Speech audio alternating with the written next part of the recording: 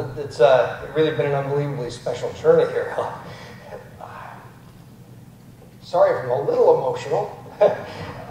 It's been a crazy year. It's been a difficult year in a lot of ways, and but a wonderful year. As Julie and others have mentioned, it's when you, as Grandpa Folta used to say, when you stick your face in the fan, don't complain that your nose hurts. And so I didn't want to go there today and talk about the hazards of communicating in this space.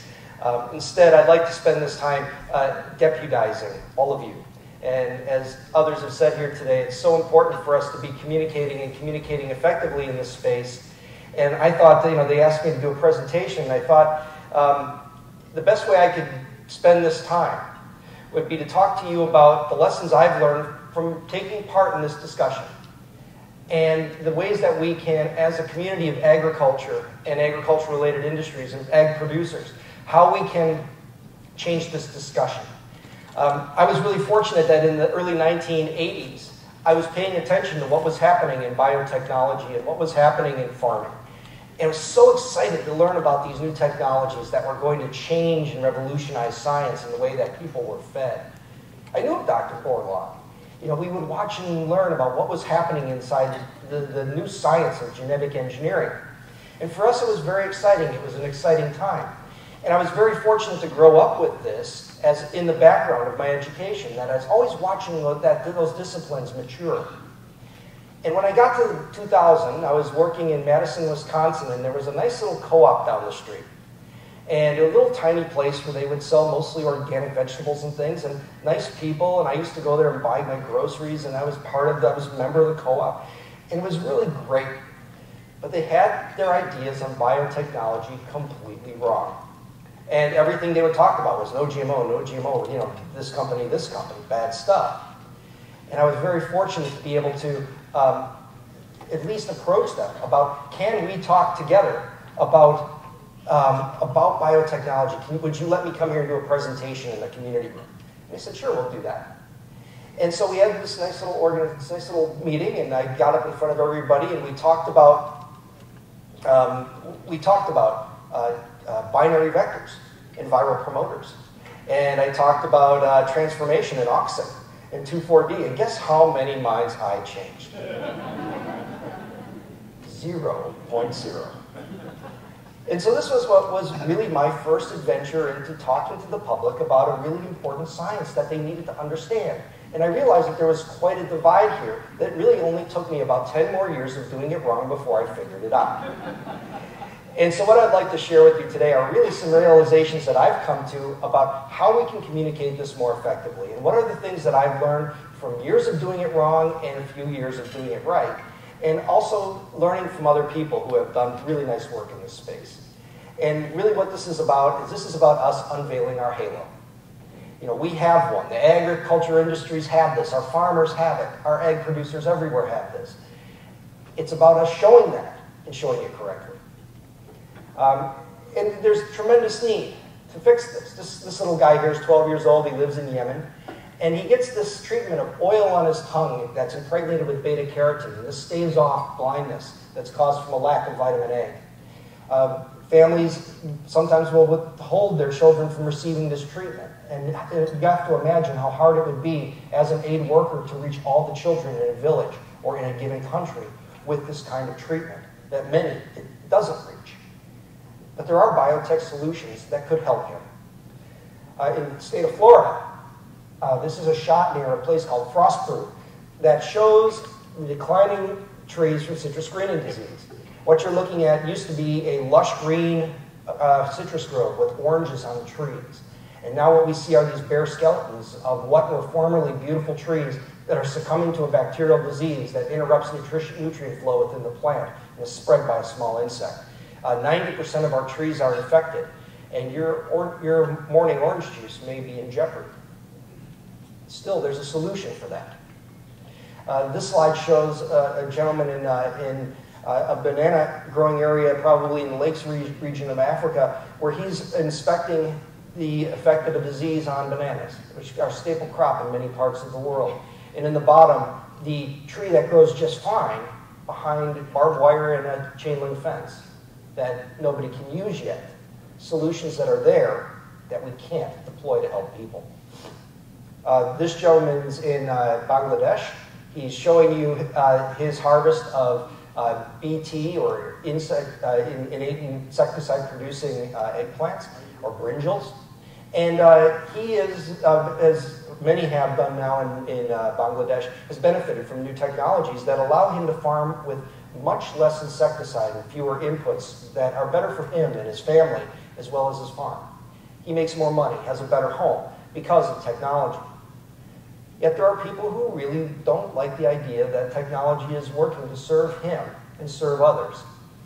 And what I showed you were 4 different examples where solutions exist to solve problems for people.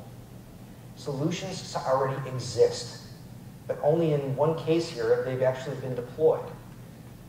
So this really is the issue, is when we have so many good agricultural technologies that from our best minds and our best companies and universities, why don't they get to the place where they can do the good that they were designed to do?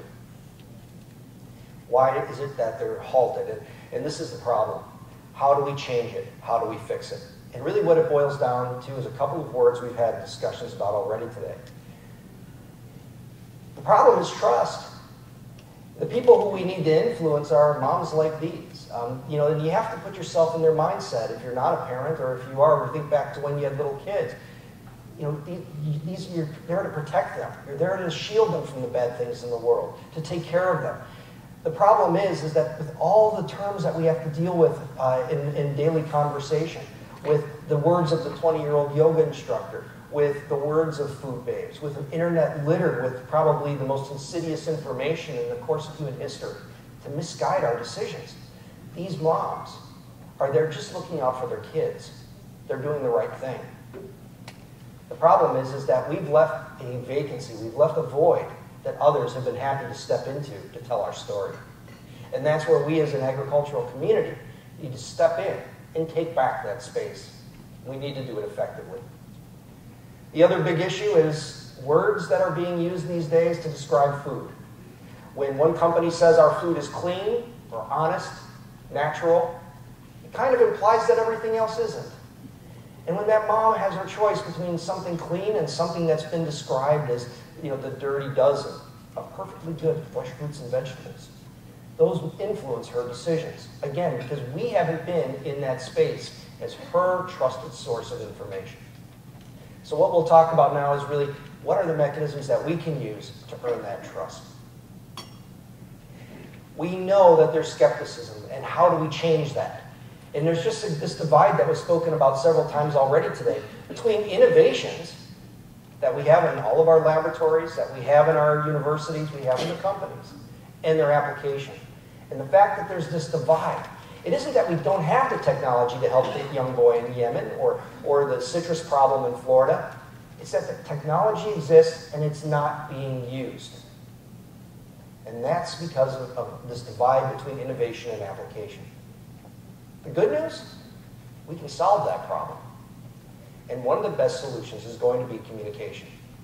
Because if we can communicate about what this innovation is and who it affects, and the values we hold to the solutions we're trying to solve with that innovation, we gain the social license to have the application. This is why it's so important that we get involved in the communication space, because we can come up with the greatest technologies in the world, and they don't do anything unless they get to the people that they need to serve. That's where our job comes in as communicators. So how do we do that? What exactly do we need to do to solve that problem? One of the issues has been we just have to be there. That, you know, university scientists, we're busy in the lab. We're writing grants, training students. There's not time to get out and do this. We have to make it a priority. We have to get trained to do this inside our universities. We have to have more scientists from companies getting involved and getting out and actually talking to people. But it isn't just enough to talk to people. We have to talk to them, as was mentioned, in a language they understand. This is the problem, is that I did it for 10 years, where I went out and did it wrong. I made a situation worse by beating people over the head with science and statistics, when really all they wanted to know is it safe? And can I trust you? That is a great way for us to be able to approach this problem, is just by earning the trust. And we can do that in a variety of different ways.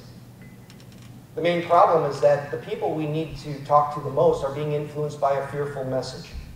It's very easy to scare vulnerable people who are just worried about their families.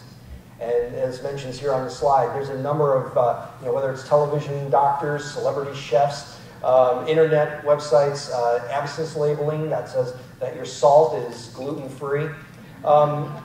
This is language that confuses people and causes these kinds of problems. Yet it's really funny that the doctors on TV and the advocates online and the people who claim to know about food and farming, yet never really have farmed or don't know much about food, they somehow get this halo. They get an implicit halo, for lack of a better term, that really allows them to have credibility. It gives them a certain set of values that are implied. On the other side, there's those of us who work in science and in agriculture space who come at these things with facts.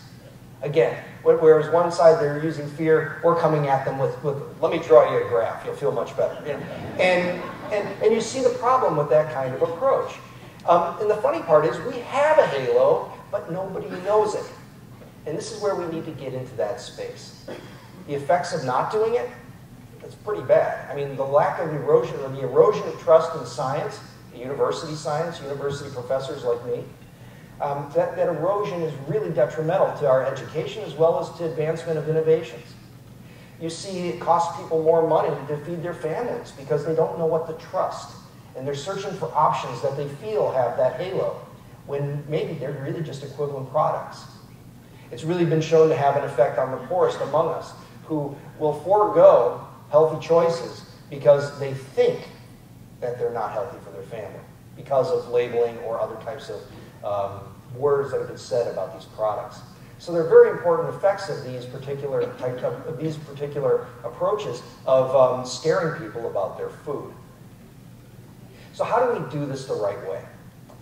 All of us have to be better at communicating the science. And the formula that I've stumbled into just by practicing and doing this in front of audiences and seeing what resonates is remembering who our audience is, understanding exactly why they feel and why they feel the way they do, sharing our values, talking about why we do what we do inside the food and farming space, and then show them some of the things that we can do if we only have the social license to do it. And then finally, how they can take action. Who's our audience? You're never going to make headway trying to use evidence to persuade people who don't make decisions based on evidence. And people who dug in their heels and have very firm ideas about what their beliefs are, it's not easy to change them, and you never will. You don't talk to them. They're not your audience. The people who are your audience are those moms who are just concerned about their family's food. They just want to know who to trust. They just want to know what the facts are, what the evidence is. But they want it in a way that is framed in values so that they can make the best decisions for their families. They are the ones we're talking to. And we always have to remember that. The other thing that we learn about science communication comes from studying what hostage negotiation and the hostage negotiators do. And it sounds really funny because I've actually found a tremendous body of information in how hostage negotiators helped somebody out of a tricky situation. And these two police officers are speaking to this man about maybe not jumping off that roof. They have to say, why do you feel the way you do? What brings you here? I understand that. Yes, that's the way that I would feel too if I was you. I understand that. That's how the hostage negotiator goes about it. How would a scientist talk to him? You realize that if you jump off there, you're going to accelerate at 9.8 meters per second with a terminal velocity of 54 meters per second. A farmer might say, this doesn't make any sense at all. Well, why are you going to jump off that roof? That makes no sense. Very straightforward. Hostage negotiators have to be able to get in the mind of the person they're trying to influence and help them understand why they feel the way they do. And it takes active listening. And this is something that we have to get better at. Too often when we're listening to somebody, we're listening and trying to understand how we're going to debate them. What's our next point? We're not understanding why they feel the way they do. We can't discount the way they feel. We have to actively listen to the way that, of what is their concern and show them that we understand. I've read those websites too, and you know what? If I didn't know what I know as a scientist, I'd feel the same way as you. That kind of approach. We have to show them that we understand, and we have to sincerely understand. The other big trick is to lead with your ethics, and this was something that was one of the most amazing meetings I was ever at. It was in Yuma, Arizona in March of 2014. And the first speaker was Dr. Robin Stryker from University of Arizona, a hardcore sociologist who came out with a very parochial, scholarly approach to why people feel the way they do and how you can change their minds. And then we had Charlie Arnott from Center for Food Integrity, who did mountains of surveys from different people about how they felt about food and what might change them. And then we had Vance Crowe, who came from the seed industry, who came in and talked about ways that networks form and the way people can get together to have bigger influences with specific messages. And I came in there with 15 years of boots on the ground talking about science to public audiences. Together, we all had the same punchline. And at the end of this, it turned out that it was all about shared values. Shared values. This is the place to start. And I put up this graph basically to describe the way that Aristotle would talk about the way we would best persuade people. It's a combination of logic, logos, words that we would use, the science side, the pathos. If you look at the root of that, it's the same as sympathy and empathy. The emotion. That's where people come from in the fear side. And if you're talking about the heart against the head, the science and facts against the emotion, especially when you're talking about someone's family, the heart's going to win every time. That's why our information never resonates. But we can get there if we come from ethos, this idea of values. Talking about the values that are important to all of us, about why we do what we do for a job, what we value for our families. These are really important parts of the ethos, which can supersede the fear discussion. So this is was a great moment for me, because here were 4 different people from very different backgrounds showing a common outcome as a necessary step in communication. Your audience will not be moved by facts and statistics. You're not going to appeal to someone by beating them over the head with more numbers or by showing journal citations. It doesn't work. I tried it. What does work is starting with our values. You have to work with shared values. So listening first, understanding, and then telling them why you feel the way you do.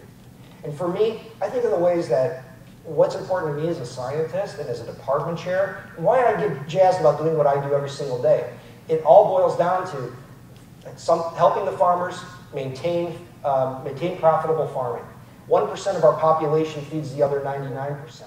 But we need to be doing this in an environmentally aware and sustainable manner, and keeping an eye on the environment with all of our steps.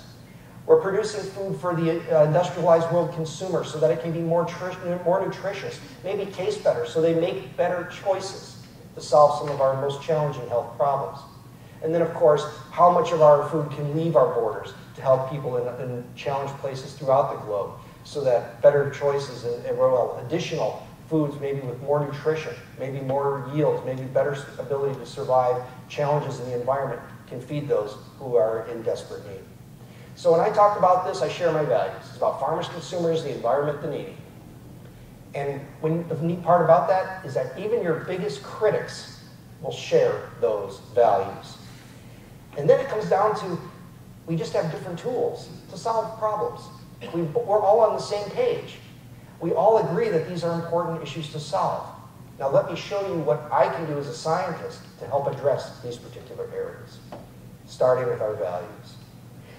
This is where it starts to get really difficult as a scientist, and where it's frustrating, is because, like I mentioned in the beginning, we have solutions. We have them on my campus, we have them up at Iowa State. There are solutions to major problems somewhere in the world that are not being deployed. This is the frustration as a scientist. And this is something that once we share those values, and we talk about what's important to us, and then we talk about the solutions we have that could solve those problems, this is where we start to change those people in the middle who really are starting to see that maybe they do trust you and they trust your message. And I won't go into the details here, but we know that there's foods that are biofortified.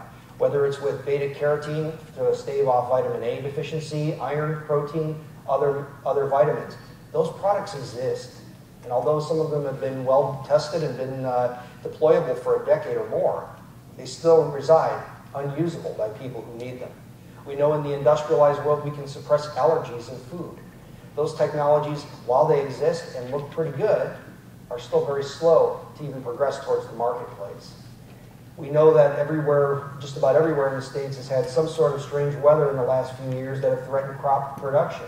And we know we can engineer plants to change the way that they respond to those environmental extremes. Yet those too, except in very limited cases, have yet to be deployed commercially. And then certainly our ability to fight plant disease. Whether you're a citrus farmer in Florida or a papaya farmer in Hawaii, there are technologies that do exist that could allow us to do more and produce more food, especially in the specialty crop areas. We know that there are technologies that can help farmers, consumers, the environment, and the needy. And when we talk about all these solutions, that came from university laboratories, not just companies. These are things that happen in my lab, things that happen in other laboratories here in Iowa. Yet those technologies are arrested and can't get to the people they were meant to serve. And I think I once said it in a TED Talk. These are not the technologies that are owned by multinational corporations. These are technologies to serve multinational populations. And these are technologies that exist that we can't deploy. Really important that we all understand the new technologies of gene editing. And everyone in this room really needs to get up to speed on what these technologies are and what they aren't. What are their strengths and limitations? Because this is a set of technologies that will change the way that we farm and will change access to food worldwide.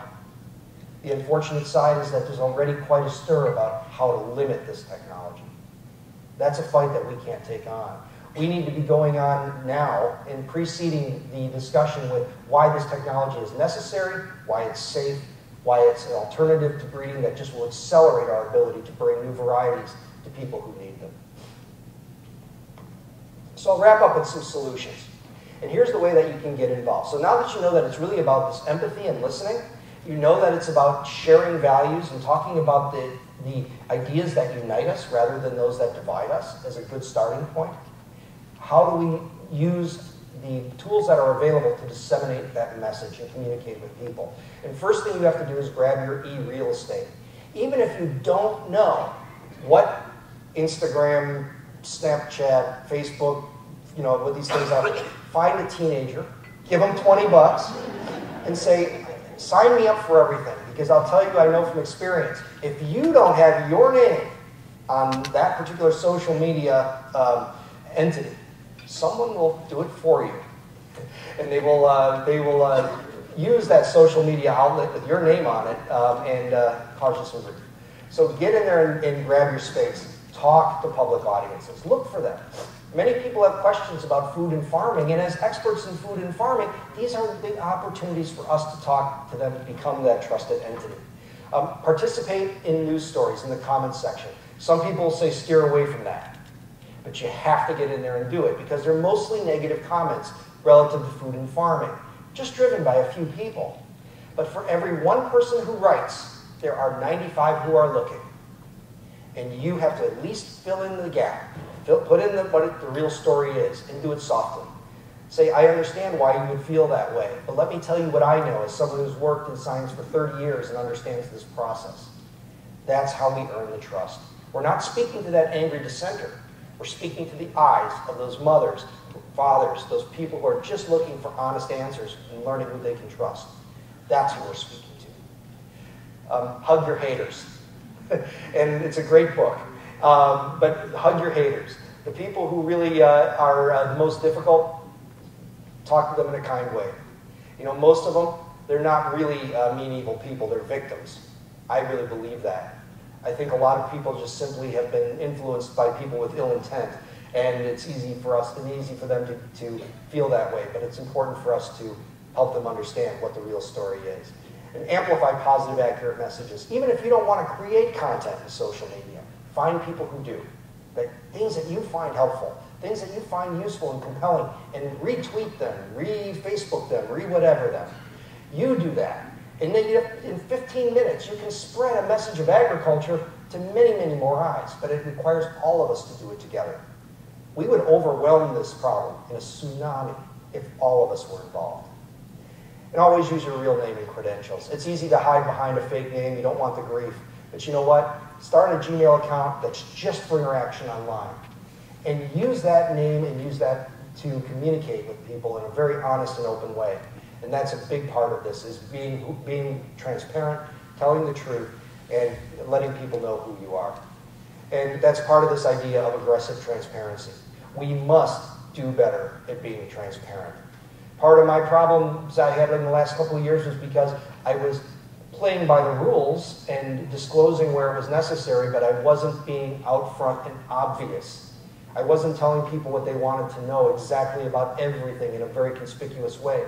And that turned into a whole bunch of gotchas that were really uncomfortable. It's critical for us to talk about our relationships, our funding, what we do in all facets of how we do it. Transparency really needs to be an important part of this if we're going to earn the public's trust. Mistakes? Even though farmers like to say we feed the world, it's a message that doesn't resonate. Plus, around the world, people want to feed themselves. You know, they don't want us to have to feed. They want to feed themselves. And so it's important for us to talk about technology, not as it feeds the world, but as it feeds a world. You know, here's an example of how biotechnology could help here. Here's how a new type of cultivar helped here. Talk about specifics. Always discuss the strengths and limitations. If you don't talk about the downsides of technology or the potential downsides, you sound too much like an advocate and not enough like a scientist. And if you want to be convincing, you have to talk about here are the good things and here's the things we need to look out for. I think when you do that, it gives you credibility through the roof. And never claiming that biotechnology or any of our agriculture technologies are a single solution. To admit these are complicated problems that will never have a silver bullet, yet issues like biotechnology are one piece of the puzzle. They're one part of a very intricate solution that in some cases will have much stronger effects than in others. It's important to keep that balance. And never forget that real audience. You know, it's easy to start arguing with somebody online who's making asinine statements, but remember, those moms are watching, and they're trying to figure out who to trust, and that needs to be you. And so don't forget that even if you're not talking to them directly, you're speaking to them indirectly. So give them something very warm and wonderful to read so you can earn their trust. So in conclusion, know your audience. Know who to talk to. Speak to the people in the middle of the curve who are just interested in feeding their family healthy and safe food. Know them and speak to them. Listen and understand their concerns. Make sure that you are understanding why they're concerned. Because if you don't understand, they won't believe your answer. Share your values. Talk about why you do what you do and what's important to you about the people and planet. Start there and use that discussion to further the discussion of technology on top of that. Sometimes, once they understand your values and they understand where you're coming from, the technology you don't even have to discuss. They'll say, well, you think this is okay? You say, yeah, all right, done. Conversation's over. This is easier than we're making it out to be. The last part of this, it says here, discussion of ag innovations that satisfy our common values. Talk about golden rice. Talk about the genes that can solve the citrus crisis in Florida. Talk about the BT brinjal. Talk about those kinds of crops. We don't have to talk about Roundup Ready and BT inside major ag crops, which don't really resonate because they don't affect the consumer directly. So think about these smaller examples and how they change the lives and industries in smaller examples, and participate in those social media discussions. And the last part is be nice. And that's a big part of this. If we're going to earn people's trust, we have to do it because we're being kind. And whereas many of the other folks in this discussion can be aggressive and be difficult, we shouldn't do that. We have to really be nice in the way that we carry on those conversations, because the people who are looking for someone to trust are watching. We got to be on our best behavior. So I'll stop there.